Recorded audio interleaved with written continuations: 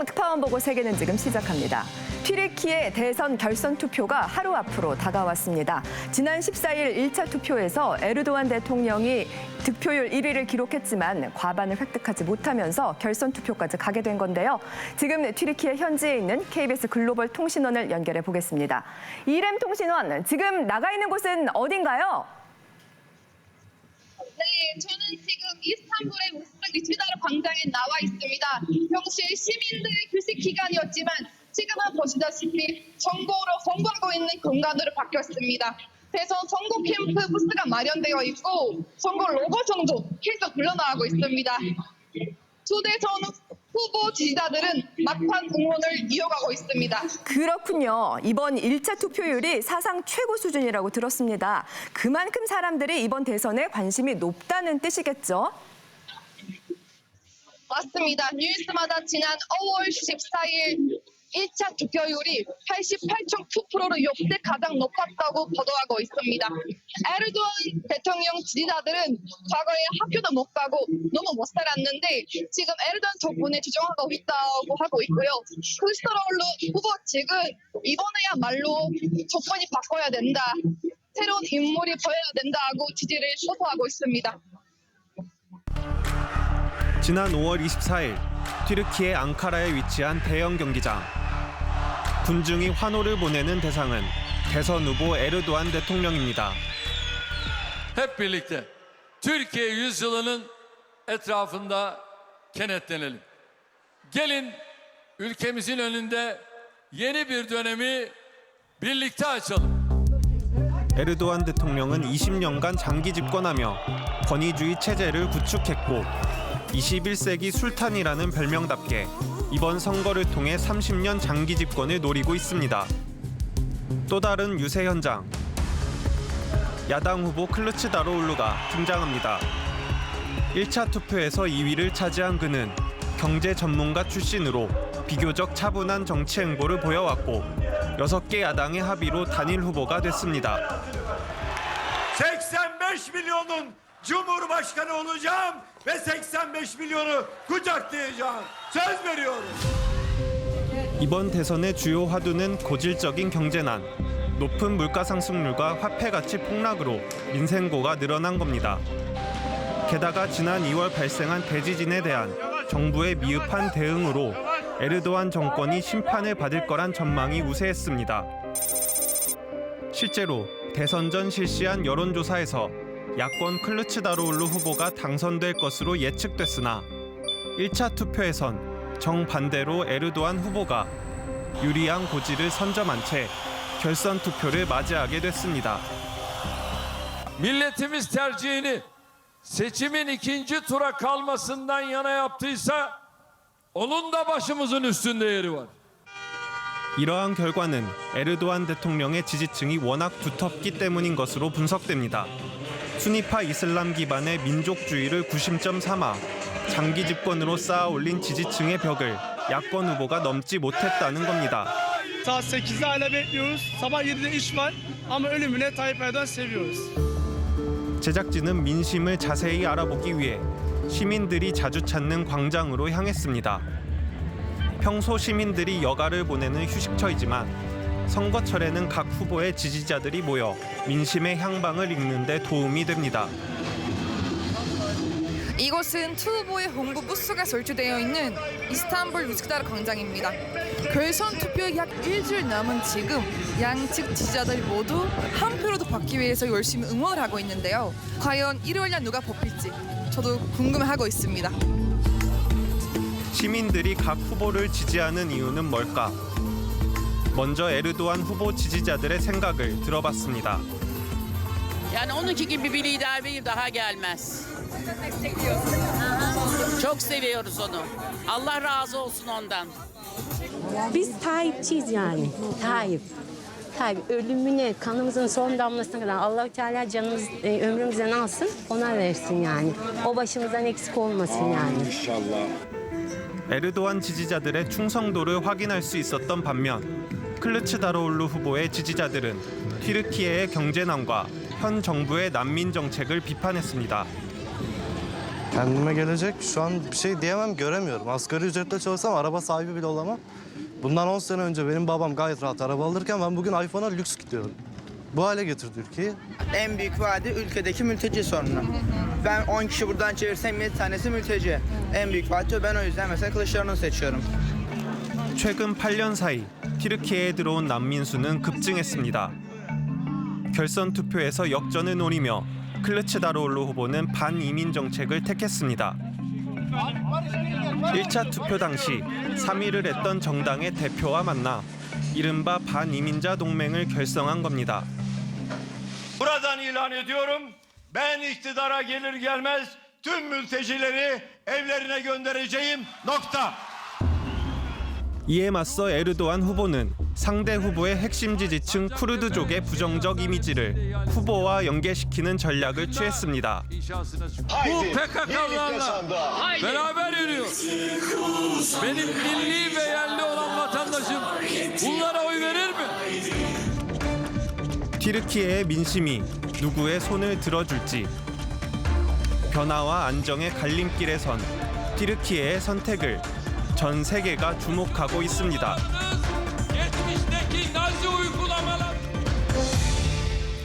오늘 첫 소식 튀르키예 대선 이야기로 출발했습니다. 앞서 통신원 연결해서 현지 사정으로 인해서 연결이 좋지 못했던 점 시청자 여러분께 양해를 구합니다. 박종훈 기자님, 고전할 것이다. 이번에는 고전할 것이다라는 예상을 뒤엎고 에르도안 대통령이 많은 표를 받았습니다. 네, 영상에도 나왔지만 사실 튀르키예가 그동안 고물가라든가 경제난이라든가 대지진 피해까지 있었기 때문에 이 정권 심판론이 훨씬 강할 것이다 이런 전망도 있었는데 막상 1차 투표의 뚜껑을 열어보니 그 결과는 사뭇 달랐습니다. 그러게요. 이 지역별로 보면요. 지진 피해가 컸던 11개 지역 가운데 이 8곳이 에르도안이 승리를 한 곳이 됐거든요. 네, 지진으로 민심에 이반할 줄 알았거든요. 네, 이곳이 물론 전통적으로 에르도안의 텃밭이긴 한데 선거 기간 이 대대적인 재건 공약을 내세운 게 지지층의 표심 이탈을 막은 것으로 보여지거든요. 네. 자, 그리고 과거 에르도안이 경제를 성장시켰던 그런 시절을 기억하는 중장년층은 여전히 에르도안이 그때처럼 우리를 좀 더 잘 살게 해줄 것이다 이런 믿음이 좀 남아있는 것 같습니다. 뿌리 깊은 믿음이 있군요. 역시 선거는 뚜껑을 열기 전에는 알 수 없는 것 같습니다. 네, 1차 투표 결과가 이렇게 나온 것을 이제 야당 후보인 크루스다로울로 후보에게서 좀 찾아보자면요. 네. 아무래도 이제 에르도안을 꺾고 승기를 잡기에는 좀 여러 가지로 약하지 않냐 이런 평가들이 있습니다. 네. 이제 첫 대선 출마하다 보니까 이제 상대적으로 인지도도 낮은 데다가 에르도안보다 이제 6살 많아서 75세입니다. 그래서 뭐 일각에서는 할아버지라는 이렇게 친근한 별명으로 불리우기도 하는데 정치인은 사실 이렇게 보여지는 모습이 사실 중요하잖아요. 쇼맨십. 네. 그러다 보니까 이제 에르도안에 비해서는 여러 가지로 이제 카리스마 면에서 좀 부족한 게 아니냐 이제 이런 평가들이 있는 거죠. 그렇군요. 네, 저는 애초부터 야당에게는 매우 불리한 선거판이었다고 생각합니다. 에르도안이 집권 20년 차입니다. 그러면서 튀르키예의 주류 언론을 대부분 장악했다라는 것이죠. 작년 10월에 이런 법안을 통과시킵니다. 만약에 거짓 정보를 유포하거나 보도한다면은 최대 징역 3년에 처하는 그런 법안까지 통과시켰는데요. 네. 당시 야권에서는 사실상 정부 비판 목소리에 재갈을 물리는 그런 검열법이다. 강력하게 반발했습니다. 금년 2월에 대지진이 발생했잖아요. 네네. SNS에 많은 글이 올라왔습니다. 그 글을 올린 튀르키예 시민들 중에 78명을 체포를 합니다. 혐의가 뭐였었느냐면요, 공포를 조장했다라는 것입니다. 이런 분위기 속에서 과연 공정한 그런 분위기가 여론이 조성됐었겠느냐 그런 의문이 든다라는 것이죠. 그렇겠네요. 또 말씀을 듣고 보니 긴 기간 현직 대통령이었으니 맞습니다. 그 이점을 네. 활용했겠다라는 생각도 해봅니다. 과연 내일 누가 당선될까요? 이 결과에 따라서 국제사회에 미치는 영향도 꽤나 클 텐데요. 네, 맞습니다. 이제 지금 튀르키예는 뭐 가히 캐스팅 보트를 쥐고 있다고 할까요? 굉장히 이제 입지가 강화되고 있는 그런 상황인데요. 이제 네. 나토 회원국이지만 러우 전쟁 이후에 러시아와 관련된 그런 제재에 동참하지 않았었고요. 오히려 러시아와의 관계를 강화했습니다. 그렇죠. 또 스웨덴의 나토 가입에 대해서는 어깃장을 놓는 등 서방과의 갈등을 빚기도 했었죠. 이제 만약 에르도안 대통령이 당선이 된다면 앞으로 서방과의 관계가 어디로 흘러갈지 좀 미지수입니다. 네. 반면 반면 이제 크루스다룰로 후보는 친서방 외교 노선으로 알려져 있죠. 이제 당선 시에는 이제 유럽 연합이라든지 나토와의 관계 회복에 적극 나서겠다라고 공언을 하고 있는 상황이기 때문에 이제 결과적으로 어느 쪽이 당선이 되더라도 국제 정세에 미칠 파장이 적지 않을 것 같습니다. 그렇군요. 내일 결과 기다려 보겠습니다. 다음 소식입니다. 인도차이나 반도의 젖줄이라 할 수 있는 메콩강의 상류에는 모두 11개의 중국 댐이 들어서 있습니다. 10여 년 전 KBS 한재호 기자가 취재했던 특파원 보고에선 결국 이들 댐으로 인해서 메콩강의 생태계가 파괴될 수 있다고 경고했었는데요. 2023년 현재 메콩강은 어떻게 됐을까요? 김원장 특파원이 그 현장을 찾았습니다. 부처의 신체 일부를 모셨다는 사찰 일부가 수면 위로 모습을 드러냈습니다. 전국에서 불교 신도들이 기도를 하기 위해 모여듭니다. 마을 주민들은 몇 해 만에 또 사람 키만큼 수위가 낮아졌다고 말합니다. น้ำมันจะเยอะกว่านี้ครับช่วงเดือนเดียวกันนี่แหละครับเพราะว่าปีเมื่อกี้นะครับด้านในฝั่งซ้ายล่ะเรือเรายังวนได้แต่ปีนี้วนไม่ได้แล้วครับ 강 한복판에서 강바닥이 훤히 들여다보일 만큼 수심이 낮아졌습니다. 강의 수위를 알려주는 기둥들, 수위 4m 밑으로는 계단이 없습니다. 예전에는 물속에 잠겨 있었기 때문입니다. 메콩강의 수위는 보통 수심 7, 8m 정도였습니다. 비가 많이 올 때 우수기 때 만수위는 그러니까 강이 넘치는 높이는 14m 정도였습니다. 하지만 지금 메콩강은 수심이 1m도 되지 않습니다. 차로 1시간쯤 더 상류로 올라가 봤습니다. 이 지역은 강바닥이 완전히 드러났습니다. 이제 강을 건너지 않고 걸어서 태국에서 라오스로 들어갈 수 있습니다. มาตามธรรมชาติหรือไม่มาหรือไม่มีเลยจนที่ท่านได้มองเห็นว่าตอนนี้มีเหมือนกับทะเลทรายที่ซาอุดิอาระเบียแล้ว 강물이 말라 들어가자 마을 치수장은 석 달 전부터 멈춰졌습니다. 당장 주민들의 식수원이 사라졌습니다. ทางลาวทางจีนหรืออะไรเนี่ยที่สร้างเขื่อนเนี่ยไม่ยอมปล่อยน้ำมาให้เราครับถ้าเขาปล่อยมานิดนึงประมาณ50 เซนเนี่ยน้ำก็จะสามารถไหลเข้ามาสถานีสูบน้ำของเราได้เราก็จะ 농수로도 말랐습니다. 이제 건기에는 벼농사가 어려워지면서 한 해 한 번 농사를 짓습니다. ตรงนี้บ่อตรงนี้ประมาณ10 เมตรมันก็หมดแล้วพอหน้าแล้งไม่มีเลยไม่มีจะออกมาน้ำไม่ออกก็เลยแห้งไปเลยก็เลยหยุดทำสวนกัน 중국은 지난 20여 년간 메콩강 상류에 모두 11개의 댐을 건설했습니다. 이 때문에 태국과 캄보디아, 베트남을 가로지르는 메콩강의 수위는 해마다 낮아지고 있습니다. 위성사진으로 들여다본 메콩강, 불과 3년 만에 강줄기는 형편없이 가늘어졌습니다. 반모항 지역의 한 강변마을, 배를 타고 래프팅을 즐기는 메콩강의 대표적인 유원지였습니다. 하지만 강폭이 10분의 1로 쪼그라들면서 거대한 모래섬으로 변했습니다. 상인들은 뱃놀이를 포기하고 강 한가운데 원두막을 차렸습니다. 겨우 어른 무릎만큼 수심이 낮아진 메콩강은 아이들이 헤엄치기 좋은 강이 됐습니다.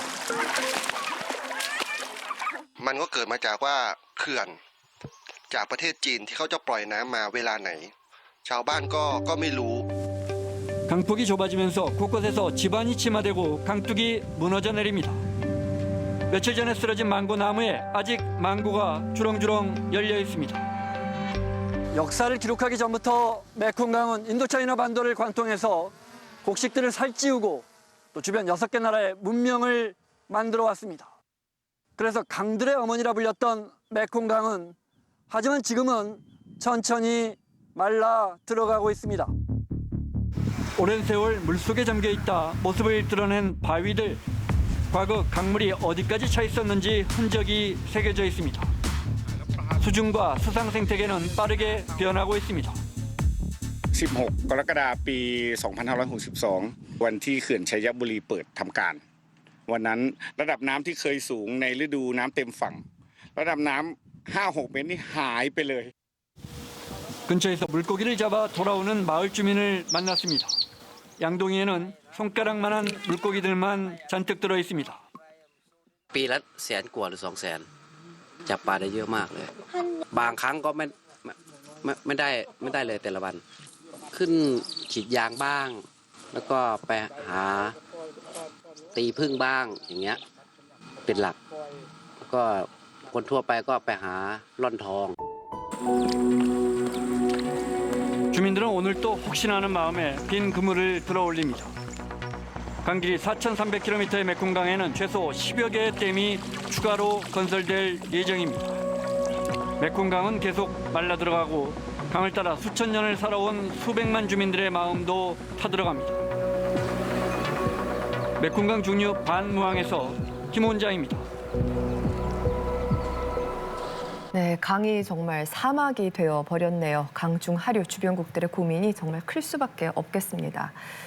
이번에는 이웃나라 일본으로 가보겠습니다. 일본은 세계 1위 로봇 생산국입니다. 하지만 정작 일본 사회가 운영되는 방식은 아날로그식인데요. 신용카드 대신 현금을, 디지털 서명보다는 아직도 도장을 선호하는 사회. 이유가 뭘까요? 이성범 PD 특파원이 취재했습니다. 20, 30대 일본 젊은이들이 자주 찾는 도쿄 도심. 이 잡화점의 2층에는 3년 전 문을 연 카세트 플레이어 판매점이 영업을 하고 있습니다.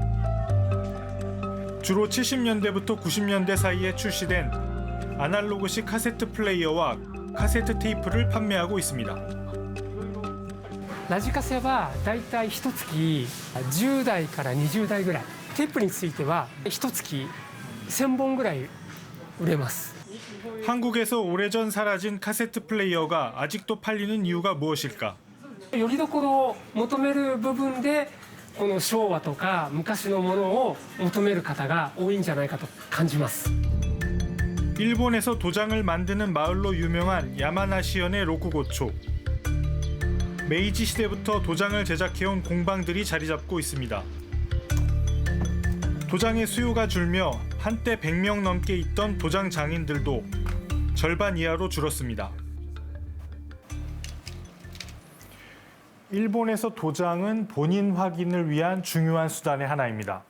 최근 일본에선 도장을 대체하는 방안으로 전자 서명 및 공인 인증 제도를 정비하려 하고 있습니다. 하지만 도장 사용 폐지에 반대하는 일부 자민당 의원들과 도장 업계를 설득해야 하는 과제가 남아 있습니다. 도장을 사용하는 문화가 쉽게 바뀌지 않을 것이라 이야기하는 마을 도장협회 소속의 장인들. デジタル移行するためにハンコが障害っていうのはないかと思いますね。認めましたよっていう証明に使う場合は結構ハンコが多いかと思います。役職の方がこう1枚の紙に部長、課長、係長とかあってそれぞれハンコを押していくパターンが多いんですけど。 기시다 총리는 지난 1월 중의원 본회의 연설에서 플로피 디스크 사용을 시정하겠다고 밝혔습니다. フロッピーディスクを指定して情報提出を求めていた規制を見直したり改革を来年までの2年間で一気呵成に進めます. 하지만 행정기관, 산업 현장 등에서는 시대와 동떨어진 방식이 여전히 사용되고 있습니다. 기모노 허리띠를 제조하는 이 공장에서는 전통 문양을 직조하는데 1990년대부터 이 플로피 디스크를 사용하기 시작했습니다. 정보 유출의 위험이 적고 당시 구축된 시스템 활용이 가능하기에 아직까지 플로피 디스크 사용을 고집하고 있습니다. 한 장당 256MB의 정보를 기록할 수 있는 플로피 디스크를 사용해 기계를 작동시킵니다. 과거의 방식과 현재의 방식이 혼재되어 있는 산업 현장. 전통의 고수와 미래로의 혁신 사이에서 아날로그의 함정에 빠져 있는 것이 일본의 현실입니다. 市場が急速に小さくなってきたので、新しい食器っていう需要がなくなってしまったんですね。廃業が多くって、その廃業した人たちの中古の食器が市中に溢れてしまって、システムとしてフロッピーディスクが未だに必要になっているという状況です。 이런 상황은 저성장을 겪고 있는 일본 경제와 무관하지 않습니다. 1980年代っていうのは今言われたように日本の黄金期で1980年代でかなり止まってしまったところがあってそれをなんか変えていくのがなかなかできにくくなってきたと特に経済が90年以降停滞していく中でですね新しい方向へ踏み出すのが怖くなってしまったっていうことがあるんじゃないかと思ってます。 일본 중부 지방의 아이치현. 이곳에서 하토리 대표는 워드 프로세서 판매점을 15년째 운영하고 있습니다. 일본 고도 성장기인 1980년대에 주로 사용되던 문서 작성을 위한 소형 컴퓨터. 오케이. 컴퓨터 바이러스 감염의 우려도 적고 플로피 디스크에 정보를 안전하게 보관할 수 있어 주로 고령자들이 선호하고 있습니다. 電話番号、住所、北海道から北海道、沖縄まで。これできたのが30年前だから、その年代の方がそのまんま移行してきてるわけよ。パソコンに変わった人もたくさんいるんですけど、馴染めなくて、要するにダメだから、わざわざワープロを探して買いに来る。 80년대 후반 고도 성장이 멈춘 일본. 안정을 추구하고 새로운 변화를 주저하는 사이 세계화, 디지털화의 흐름과 멀어지고 있습니다. 도쿄에서 PD특파원 이성범입니다. 와, 워드 프로세서며 특히 플로피 디스크는 정말 오랜만에 봤네요. 여전히 사용되고 있다니 놀랍습니다. 네, 그렇습니다. 뭐 일선 그 공무원들도 행정 업무에서 이런 아날로그 방식을 많이들 아직도 사용합니다. 네. 코로나19 팬데믹 기간 동안에 이제 일본의 한 보건소에서는 이제 직원들이 확진자 수를 수기로 집계하는 모습이 화제를 모았었는데요. 네. 이제 확진자가 폭증하자 병명 공간이 부족하다 못해 그래프가 저렇게 천장까지 치솟는 그런 모습이 있기도 했습니다. 천장까지 저렇게 했을까? 참 불편하지 않았을까 싶거든요. 왜 저렇게 옛 방식을 굳이 고수하는 건지도 참 궁금해요. 글쎄 뭐 아무래도 이제 문화적 특성이 좀 크다고 봐야 되겠죠. 네네. 이제 우리 한국 같은 경우는 이제 핫플레이스 같은 경우도 수시로 잘 바뀌기도 하고 굉장히 유행이 민감한 사회지 않습니까? 네, 근데 그렇죠. 이제 그에 비해서 일본은 뭐 100년 넘은 가게들도 많고 소위 말하는 이제 노포라는 것들이 여기저기 즐비한 아직도 그런 사회죠. 뭐 일본인들이 이제 변화보다는 뭐 옛 것을 이렇게 좋아하는 그런 성향이 있기도 하고요. 네. 또 이제 뭐 오죽하면은 디지털 서명을 사실 도입하면 될 일인데 도장을 찍어준다든지 또 저렇게 인간의 손글씨를 굳이 구현하는 로봇을 만들어서 이렇게 하기도 하니까요. 로봇이군요. 네, 우리 입장에서는 조금 의아스럽긴 한데요. 이제 영상에도 나왔지만 이제 아날로그 방식이 익숙한 고령 인구가 많다는 것도 또 한 원인이지 않겠나 싶습니다. 네네. 이제 직접 아무래도 쓰고 실체가 이렇게 손에 쥐어지는 게 더 익숙하고 안전하다고 이제 느끼는 그런 사람들이 많은 거죠. 네. 네, 그런데 이런 일본도 최근에 변화의 바람이 불고 있는데요. 네. 최근에 일본에 가보신 분들은 느끼셨겠지만 공항의 시스템이 1, 2년 안에 크게 변했습니다. 그리고 그래요. 상점들에는요, 키오스크가 속속들이 오, 등장하고 있거든요. 네. 일본 정부도 디지털청까지 만들어서 지금 개혁의 바람을 좀 일으키려고 하고 있는데 그 배경에는 경제적 이유가 커 보입니다. 네. 일본 경제 산업성 보고에 따르면 일본이 디지털 전환을 못할 경우에 2025년 이후에 연간 12조엔 우리 돈으로 이 113조 원이 넘는 경제적 손실이 발생할 수 있다 이렇게 얘기를 했거든요. 자, 게다가 코로나19를 겪으면서 이게 비대면이 좀 필요하구나, 디지털화가 필요하구나 이런 필요성을 좀 느낀 것 같습니다. 우리도 참 코로나를 겪으면서 많은 것이 바뀌었는데 일본도 사회 시스템이 좀 변하지 않을까 생각해 봅니다. 계속해서 남미로 가보겠습니다. 에콰도르에선 부패 혐의로 탄핵 위기에 몰린 현직 대통령이 사임을 발표함과 동시에 자신을 탄핵시키려는 국회를 전격 해산했습니다. 파장이 커지는 가운데 치안 공백을 틈탄 강력 범죄까지 기승을 부리고 있는데요. 이 소식 김혜린 PD가 전합니다. 남미 에콰도르의 관광도시. 깜빡이는 빨간 불빛이 어둠을 밝히고 있습니다. 총기 난사가 벌어졌기 때문입니다. Escuchamos el ruido de pum pum pum y la gente decían corran, corran que es balacera. Corrimos y cuando a los ratos decían que ya había tantos muertos. 지난 5월 20일 식당에 침입한 무장 괴한 3명이 시민들에게 무차별 총격을 가해 주인을 포함해 6명이 숨졌습니다. 식당의 단골인 갱단원을 살해하려는 과정에서 시민들이 희생된 겁니다. 항구 지역도 경계 태세입니다. 태평양을 통한 무역업이 발달한 에콰도르. 최근 항구를 통한 마약 유통과 관련 범죄가 증가하고 있습니다. Estas áreas son principalmente usadas por estos organizaciones criminales. 지난 16일 에콰도르 화물선에서 바나나 박스에 숨겨 밀매하려던 1조 원 이상 규모의 코카인이 발견됐습니다. 해외 마피아 조직과 손잡은 에콰도르의 갱단들은 막대한 수익을 얻으며 점점 더 많은 양의 마약을 국내외로 밀매하고 있습니다.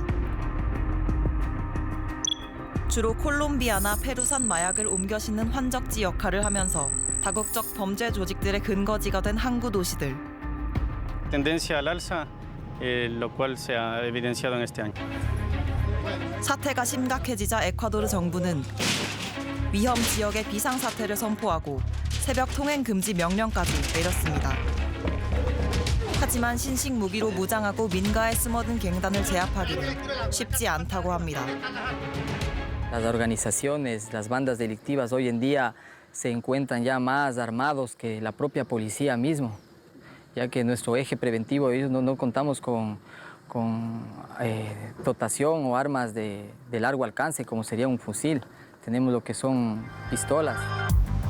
공권력에 대한 갱단의 도발은 더욱 수위가 높아지고 있습니다. 최근 교도관 3명이 교도소 밖에서 피살당한 사건. 수감 중인 갱단원의 청부 살인으로 추정됩니다. 지난 18일 또 다른 항구 도시. 갱단에게 피살당한 경찰의 장례식장에 괴한들이 찾아가 무차별 총격을 가하면서 조문객 4명이 목숨을 잃기도 했습니다. 치안 통제가 거의 불가능해지면서 에콰도르의 살인율은 지난 7년 새 5배 상승했습니다. 도심의 상황은 어떨까? 공공기관 인근엔 무장한 군경이 배치되고 민의를 반영해야 할 국회는 지난 17일 이후 열흘 넘게 폐쇄된 상태였습니다. 지난 5월 17일 라소 에콰도르 대통령이 국회 해상권을 전격 발동함에 따라서 이곳 국회의사당은 폐쇄되었습니다. 갱단이 치안 불안을 초래했다면 정치권은 국정 혼란의 연속입니다. 야당이 장악하고 있는 국회가 발의한 탄핵안이 통과되자 위기에 몰린 대통령은 국회를 해산시켰습니다. que me otorga la facultad de disolver la Asamblea Nacional. 대통령직 포기도 동시에 선언하면서 에콰도르 정치권은 블랙홀과 같은 상태가 되었습니다. 정치적 혼란과 치안 부재의 이중고에 시민들은 거리에서 분노를 쏟아냅니다. En general no estamos de acuerdo con la política neoliberal, criminal de Lazo de querer exentarse del juicio político que estaba realizando. 지난달 말 시내에서 발생한 사건은 에콰도르 전역을 큰 충격에 빠뜨렸습니다. 갱단들이 서로 총격을 벌이는 과정에서 5살 소녀까지 희생된 겁니다. No da temor andar en la calle ahorita, peor a esta hora, porque igual nosotros aquí no sabemos quién puede estar al lado de nosotros. 일상의 도살인 범죄의 위협, 정쟁 속에서 치안 부재가 현실화되는 상황. 에콰도르 시민들은 의지할 곳을 찾지 못하면서 무고한 희생자는 늘고 있습니다. 네, 그러네요. 피해와 고통은 국민들의 몫으로만 보입니다. 경란에 빠진 에콰도르 소식 살펴봤습니다. 다음 소식입니다. 지난 21일 막을 내린 히로시마 G7 정상회의에서 전방위적으로 중국을 견제하는 내용의 공동 성명서가 나왔지요. 중국은 곧바로 세계 메모리 반도체 시장 3위 업체인 미국의 마이크론 제품 구매를 중단하겠다고 밝혔습니다. 베이징 연결의 자세한 내용 지금 살펴봅니다. 김영철 PD 특파원, 이번 중국의 조치는 보복성이 짙다고 봐야겠죠? 네, 맞습니다. 중국은 이미 몇 년 전부터 마이크론 제품 구매를 축소하고 자국산으로 대체해온 것을 보면 이번 발표가 치밀히 계산된 행동이고 미국에 대한 사실상의 경제 보복 조치로 보여집니다. 아울러 중국은 서방의 G7에 대항해 러시아와 더욱 밀착 중인데요. 시진핑 주석은 이번 주에 중국을 방문한 미슈스틴 러시아 총리와 만나서 협력을 한층 더 강화하기로 했습니다. 하지만 한쪽에서는 미국과의 관계 회복도 염두에 두는 분위기인데요. 한동안 공석이었던 주미 중국 대사가 부임하는가 하면 미중 상무장관 회담을 열어 무역 문제에 대해 서로의 입장도 교환했습니다. 네, 그렇군요. 또 그런가 하면 올해 중국의 1분기 GDP 성장률이 시장 전망치보다 높게 나왔는데 특히 중국의 러스트벨트라 불리는 동북 3성의 3성의 성장세가 높다고 하던데요. 이건 어떻습니까? 네, 중국 전체적으로 GDP 성장률이 4.5%인데 지린성이 8.2%, 해룽장성이 5.1% 등 동북 3성의 성장률이 높은 걸로 나왔는데요. 이것은 이 지역이 작년 1분기에 전국에서도 가장 강력했던 코로나 봉쇄 때문에 상대적으로 경기가 둔화되었던 것에 따른 기저효과가 큰 탓입니다. 사실 개혁 개방의 혜택을 먼저 받고 성장한 중국 동남부 지역에 비해 동북 3성은 발전이 뒤처져서 중국판 러스트벨트라고 불려왔는데요. 제가 취재해보니 그동안 석탄 생산이 주 산업이었던 도시들은 쇠락의 길을 걷고 있었습니다. 해룽장성 북부에 있는 허강시. 석탄으로 유명한 중국의 대표적인 자원형 도시입니다. 수십 년 동안 광업과 중화공업을 기반으로 발전해 왔습니다. 네, 중국의 광산은 비밀스럽게 운영되고 있기 때문에 외부에서는 광산회사 안쪽을 잘 들여다볼 수 없습니다. 태양광과 풍력 등 신재생 에너지로의 전환과 가스보일러의 보급으로 인해 석탄 난방이 줄어들면서 광산이 하나둘씩 문을 닫고 있습니다. 한때 100여 개가 넘던 이 지역 석탄 광산이 이제는 30여 개만 운영되고 있습니다. 煤矿都有几个了，都黄了。现在基本都那个住楼，然后几个烧煤的了，除了是可能工厂啊。 석탄 산업이 무너지자 도시는 활기를 잃었습니다. 광부들이 떠나자 흉물스럽게 방치된 빈집들이 많아졌습니다. 젊은 일꾼들이 빠져나간 도시에는 노인들만 주로 보입니다. 都是外地的人，这个抱着孩子吧，上学的，大学毕业都外地去了，都不回来了。完了，父母完等过几年都跟进了。 2010년 105만 명이었던 허강시 인구는 10여 년 만에 15%나 줄었습니다. 부동산 시장은 직격탄을 맞았습니다. 수요가 없는 집값은 해마다 추락을 거듭하고 있는데 우리 돈 단 몇백만 원이면 작은 아파트를 구입할 수 있습니다. 几十年前不可贵了，就是我家的房子，几十年前都得值30万，现在就是10万。那为什么差这么多呢？现在人少。 문을 닫은 광산과 바로 인접한 아파트 단지. 여러 채가 한꺼번에 급매로 나왔는데 중개업자와 함께 들어가 봤습니다. 방 2칸과 거실이 있는 56평방미터짜리 이 집은 3만 위안, 우리 돈 550만 원 정도만 주면 살 수 있습니다. 하지만 이런 가격에도 찾는 사람이 거의 없습니다. 这顶上住一人。那一楼住一人。这么协助，剩下都闲着呢。现在的孩子都往外走，你知道吧？哎，剩下都是老人，老人能还有多少房子能住的？有一家好几户的，被扔了。 네, 다른 탄광 도시의 상황은 어떤지 알아보기 위해 지금 고속도로를 타고 이동 중입니다. 해룽장성의 또 다른 탄광 도시도 상황은 마찬가지입니다. 석탄 수요의 감소와 환경 오염 문제 등으로 인한 중국 정부의 탄광 통폐합 정책 때문에 문 닫는 광산이 많아지고 있습니다. 여기도 역시 일자리를 잃은 사람들이 떠나자 집값은 폭락해서 매물이 넘쳐나고 있습니다. 3年其实没啥花的，没有花的钱。你看那楼上的房子，这个写好年都卖不出去。 석탄을 기반으로 성장해온 도시들은 친환경으로의 에너지 패러다임이 바뀌자 침체의 길로 접어들고 있습니다. 소비력이 있는 젊은 인구가 줄어들자 폐업하는 가게가 늘고 상권이 무너지고 있습니다. 这后边那小学校都荒，没有孩子，幼儿园全荒，就是没有孩子。那你说怎么办吧？没孩子没消费。 문제는 여기서 그치지 않습니다. 지방정부의 재정난으로까지 이어지고 있는 상황. 주민들의 소득이 줄면서 세금이 덜 거치자 허강시 정부는 재작년 말에 공무원 채용도 중단하고 파산 위기로까지 내몰리기도 했습니다. 挣不着钱，搁家你一月工资才3、4千块钱，出去你就上北京站着发广告，1个小时都200块。 산업화에 성공해 급속히 발전해온 중국. 공동 부유의 기치 속에서 쇠락하고 있는 일부 지역에 대한 발전 방안 마련이 시급해 보입니다. 베이징에서 PD 특파원 김영철입니다.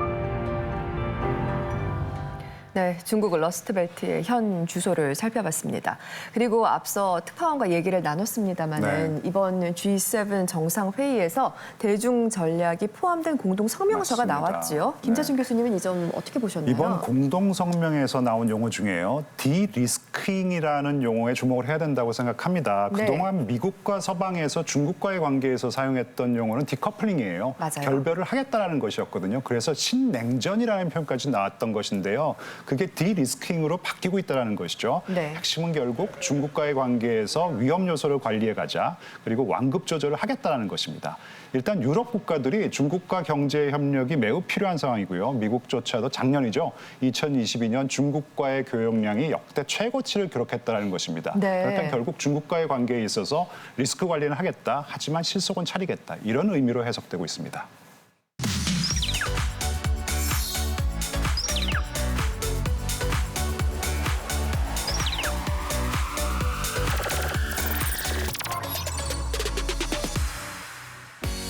계속해서 위클리픽 시간입니다. 첫 번째 픽은 김재순 교수님이 준비하셨죠? 네, 최근 인도 국민들을 혼란에 빠지게 한 게 있다고 합니다. 먼저 키워드를 보시죠. 네. 무엇이 인도 국민들을 혼란에 빠지게 했을까요? 2,000 루피. 루피 하면 인도의 화폐 단위 아닌가요? 네, 맞습니다. 그런데 2,000 루피가 이제 휴지 조각이 될 위기에 처했다고 합니다. 네? 무슨 일이죠? 인도의 최고액권 2,000 루피. 풍선껌이 터졌어요. 이제 다시 볼 수 없다는 소식에 장례식을 치르고 이별의 순간을 아쉬워하는 영상들이 올라왔는데요. 지폐와의 이별의 순간을 추모하는 건가요? 모디 총리를 유괴범에 비유한 풍자도 등장했는데요. 바로 지난 19일 인도 중앙은행의 발표 때문입니다. 네네. We are therefore withdrawing it from circulation, these 2,000 rupee notes, but they continue as legal tender. 이후 인도 방송사들은 은행 앞에서 속보와 특집 방송을 연이어 보도했는데요. 네, 그만큼 파장이 큰 내용이니 그럴 수밖에 없죠. 9월까지는 2,000 루피를 다른 액면 지폐로 교환해준다고 했지만 창구로 달려간 시민들은 불안한 눈빛입니다. 교환이 어려운 걸까요?